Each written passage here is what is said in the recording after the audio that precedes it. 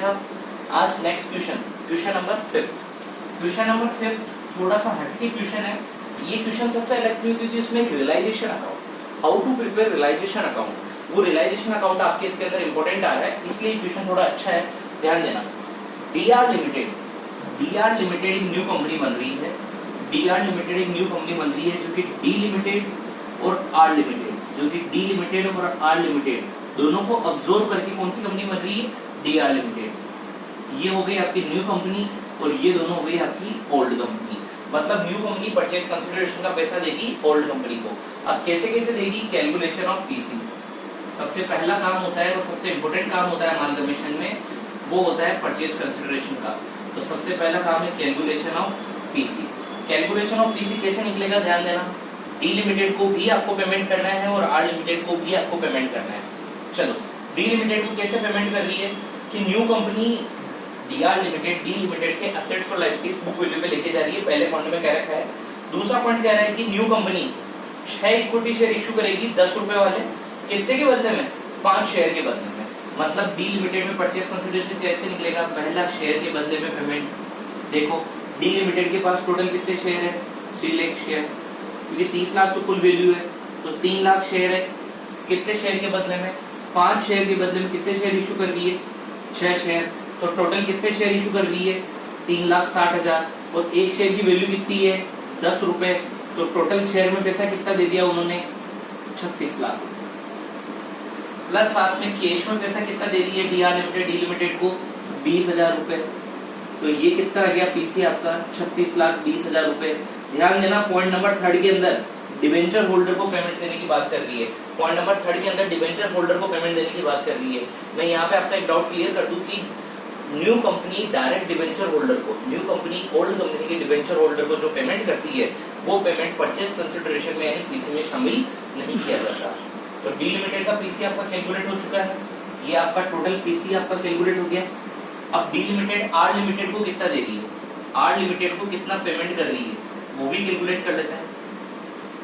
Are limited को कितना PC दे रही है, सबसे पहले आर लिमिटेड को शेयर में कितना पैसा दे रही है। पॉइंट नंबर 2 में क्या कह रहे हैं कि आप 3 शेयर के बदले में कितने शेयर इशू कर रहे हो, 1 शेयर। तो पहले देखो आर लिमिटेड के पास टोटल शेयर कितने थे, 78,000। क्या कर रहे हो, 3 शेयर के बदले में 1 शेयर इशू कर रहे हो, तो टोटल कितने शेयर इशू हो गए, 26,000। 1 शेयर कितने का है, 10 रुपीज का। टोटल कितना पेमेंट चल गया शेयर के अंदर, 2,60,000। कैश में कितना पेमेंट कर रहे हो बच्चों, इसको कैश में पेमेंट कर रहे हो आप इसको 10,000 का। टोटल कितना पेमेंट हो गया इसको, 2,70,000 का पेमेंट आपने कर दिया। ये क्या कहलाया, पीसी। वापस कह रहा हूँ दोनों के अंदर, डी लिमिटेड और आर लिमिटेड के अंदर, दोनों के अंदर डिबेंचर होल्डर को पेमेंट बता रहा है। और आपको वापस बता रहा हूँ न्यू कंपनी जो ओल्ड कंपनी को डिबेंचर होल्डर को जो डायरेक्ट पेमेंट करती है वो डायरेक्ट पेमेंट आपका पीसी की कैलकुलेशन में शामिल नहीं किया जाता है। ओके, अब यहाँ पे आपको क्या करना है, ये बता रहा है कि डीआर लिमिटेड ने डी लिमिटेड और आर लिमिटेड को जो पीसी का पेमेंट किया है वो पीसी का पेमेंट इक्विटी शेयर के फॉर्म के अंदर किया है। मतलब इक्विटी शेयर इशू करके किया हो तो पता ही है अपन को, इतना पैसा शेयर में दिया 36 लाख और 2,60,000 और टोटल पैसा 30,000 उसने किसमें दिया, कैश में। मेन यहाँ पे बच्चों आपको जो नया अकाउंट बनाना है वो अकाउंट आपका रियलाइजेशन अकाउंट बनाना है आपको, रियलाइजेशन अकाउंट। रियलाइजेशन अकाउंट नया है बिल्कुल, ध्यान देना कैसे क्या बनता है। डी लिमिटेड आर लिमिटेड का आपको रियलाइजेशन अकाउंट बनाना है। दोनों का अकाउंट साथ बना के दिखा दूं आपको, दोनों का अकाउंट साथ बना के दिखा दूं आपको, देखना रियलाइजेशन अकाउंट, क्योंकि यहाँ पे एक से ज्यादा कंपनी है तो आप चाहो तो दोनों के अकाउंट साथ बना सकते हो। कितने कॉलम बनेंगे, कैसे क्या होगा, ध्यान से देखना। 2 कंपनी है, एक कॉलम आर लिमिटेड का, एक कॉलम डी लिमिटेड का। ये हो गया आपका पर्टिकुलर का, आर लिमिटेड का, डी लिमिटेड का। ठीक है, कॉलम अच्छे से बना लो, फॉर्मेट अच्छे से क्लियर कर लो। क्वेश्चन ने 3 चीजें पूछी थी, कैलकुलेशन ऑफ पीसी, ठीक है, और आपको पूछा था उन्होंने क्या क्या, पीसी के बाद में रियलाइजेशन अकाउंट बनाना और एक आपको बनानी है बैलेंस शीट। रियलाइजेशन अकाउंट के अंदर एक चीज ध्यान रखना, रियलाइजेशन अकाउंट के डेबिट साइड में, रियलाइजेशन अकाउंट के डेबिट साइड में जो असेट्स न्यू कंपनी ने टेक ओवर की है, किसकी, ओल्ड कंपनी की, वो आती है आपके डेबिट साइड में। क्रेडिट साइड में रियलाइजेशन अकाउंट के वो सारे ट्रांजेक्शन आते हैं लायबिलिटीज के जो कि न्यू कंपनी ने टेक ओवर किए किसके, ओल्ड कंपनी के। तो तो देखो न्यू कंपनी ने यानी डीआर लिमिटेड ने डी लिमिटेड की और आर लिमिटेड की असेट्स और लायबिलिटीज को कौन सी वैल्यू पे लेके गए, बुक वैल्यू पे। मतलब बैलेंस शीट में से सारा डाटा ऐसा कैसा ही उतारना है। तो देखो कौन कौन से असेट्स थी इनके पास, 3 असेट्स थी। पहली 3 फिक्स असेट्स थी। पहली फिक्स असेट्स थी इनके अंदर फ्री होल्ड प्रॉपर्टी, तो यहाँ पे ऐसे कैसे लिखते हैं, चलो 2 फ्री होल्ड प्रॉपर्टी। और क्या था, 2 मशीनरी, एक इनके पास था 2 मशीनरी, ये 2 मशीनरी भी कर दो। और वापस आपके सामने डाटा आ रहा है, एक उन्होंने लिया गुडविल, ये 2 गुडविल कर दो, क्योंकि सारी की सारी बुक वैल्यू पे लेके जा रहे हैं बच्चों, ध्यान देना। डाटा उतार दो ऐसा कैसे, यहाँ पे आ जाएगा आपका 9 लाख, यहाँ पे आ जाएगा 7 लाख, यहाँ पे आ जाएगा 2 लाख। इधर की साइड आर लिमिटेड में भी डाटा उतार दो, 260, 220, 2 लाख, 260, 220 और 2 लाख। चलो और देखना आपका क्या क्या आ रहा है। एक लेके गया वो कैश, तो 2 कैश अकाउंट। ध्यान देना कैश का बैलेंस दे रखा है सिर्फ और सिर्फ डी लिमिटेड के पास, आर लिमिटेड के पास कैश का बैलेंस नहीं दिया हुआ है। क्यों, लायबिलिटीज चेक करो, क्योंकि आर लिमिटेड के पास बैंक ओवरड्राफ्ट है ऑलरेडी। और क्या लेके गया इसका, 2 स्टॉक और 2 आपका डेटर्स, जो डेटर्स का बैलेंस था, 2 स्टॉक और 2 डेटर्स। स्टॉक कितना लेके गया, अमाउंट जो भी है बुक में से डाटा उठा के लिख दो आप, क्योंकि सारे ट्रांजेक्शन किस पे लेके गया वो, बुक वैल्यू से।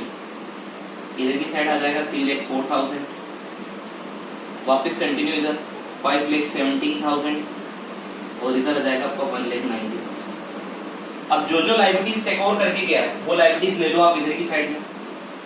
बाई लायबिलिटीज में कौन कौन से लेके गया वो, एक तो लेके गया वो क्रेडिटर। क्रेडिटर कितने के लेके जा रहा है, 1,15,700 और आपका क्रेडिटर लेके गया 5,14,000। एक लेके जा रहा है भाई बैंक ओडी। बैंक ओडी ध्यान देना डी में नहीं है, आर लिमिटेड में है, कितनी 12,000 की। और जब भी बैलेंस शीट बनाएंगे पहले बैंक ओडी का पेमेंट होगा, बाद में बैंक अकाउंट का बैलेंस आएगा। अब एक क्या लेके गया वो, डिवेंचर। भाई डिवेंचर, डिवेंचर के लिए पहले नीचे वाला वर्किंग नोट भी पढ़ लो जो ट्रांजेक्शन आपको दे रखा है। डिवेंचर होल्डर आपके पास डी लिमिटेड के पास से 8% वाले, जिनको कन्वर्ट करना है 7% में। आर लिमिटेड के पास से 10% वाले, उनको भी करना है 7% में। मतलब अमाउंट एज इट इज रखनी है। अमाउंट रख दो आप डी लिमिटेड के अंदर, लिख दो 7 लाख रुपए, ये 7 लाख का डिवेंचर लेके गए। आर लिमिटेड के कितने के लेके गए, 140 के। क्या ये ट्रांजेक्शन क्लियर। रियलाइजेशन अकाउंट बनाना, ध्यान देना रियलाइजेशन अकाउंट के अंदर डेबिट साइड में आ जाती है जो भी assets new company old company की टेक ओवर करके लेके जा रही है वो डेबिट साइड, जो भी liabilities new company old company की टेक ओवर करके लेके जा रही है वो आपकी आ जाएगी क्रेडिट साइड। अब अगला यहाँ पे क्रेडिट साइड एक और चीज आती है, बाई परचेज कंसिडरेशन, यानी आपका क्या आ जाएगा, पीसी।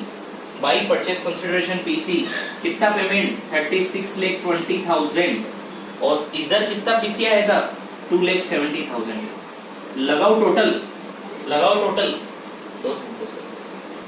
स्टार्ट। टोटल करेंगे पहले क्रेडिट साइड की टोटल कर लो डी लिमिटेड में। क्रेडिट साइड की टोटल आ रही है डी लिमिटेड में आपके 44,35,700 और अपन को ये पता है कि दोनों साइड की टोटल मैच आती है। अगर डेबिट साइड कम पड़े तो प्रॉफिट और क्रेडिट साइड कम पड़े तो लॉस। यहाँ पे डेबिट साइड शॉर्ट पड़ रहा है तो ये आ जाएगा टू प्रॉफिट ऑन रियलाइजेशन। ये आ गया आपका वर्ड प्रॉफिट ऑन रियलाइजेशन। कितने का प्रॉफिट आ गया 79,700। उसी तरह आर लिमिटेड की भी टोटल करो। आर लिमिटेड के अंदर टोटल करेंगे अपन तो आर लिमिटेड की टोटल आ रही है आपके डेबिट साइड की। डेबिट साइड की टोटल आ रही है पहले आपकी इसके अंदर 11,74,000 और ये अपन को पता है कि दोनों साइड की टोटल क्या रहती है मैच। यहाँ पे आ रहा है आपका loss by loss on realisation. ये लॉस आपका कैलकुलेट हो गया। कितने का लॉस आ रहा है यहाँ पे आपका 2,38,000 का आपका लॉस। अब आपको क्या बनानी है balance sheet. Balance sheet prepare करनी है। ध्यान दो आपका इस क्वेश्चन में क्या था परचेज कंसिडरेशन रियलाइजेशन दोनों बनके कंप्लीट हो चुके हैं। थर्ड एंड फाइनल लास्ट काम क्या बचा आपका बैलेंस शीट बनाना।